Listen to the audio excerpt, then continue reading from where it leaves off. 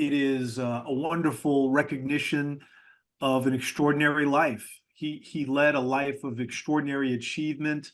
Michael B. Moore is talking about his great-great-grandfather, Robert Smalls. Smalls was born enslaved in Beaufort in 1839. During the Civil War, he became a hero by taking control of a Confederate ship called the Planter. Smalls sailed the ship and turned it over to the United States Navy, securing his freedom. He eventually joined the U.S. military. He was the first African American to command a United States naval vessel. He was taken to Washington. He convinced President Lincoln to admit formerly enslaved men into the Army, into the armed forces. Many historians think that that's one of the things that allowed the United States to prevail in the Civil War. Years later, Smalls became a state lawmaker and was eventually elected to Congress in Washington.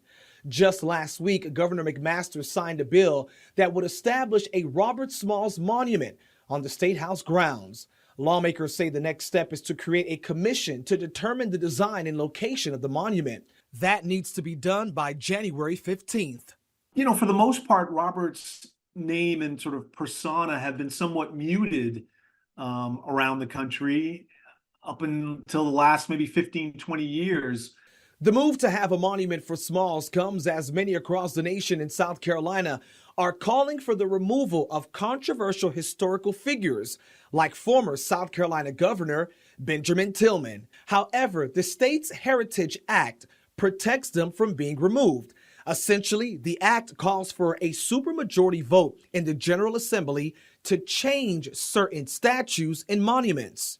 The bill to establish the monument for Smalls was spearheaded by Richland County Democrat Jermaine Johnson and Goose Creek Republican Brandon Cox. We're in a world today where not very many things are, supported by both parties. We're a very, polarized nation. But this legislation overwhelmingly was supported. In Columbia, Freddie Clairvaux, Watch Fox News, Local First.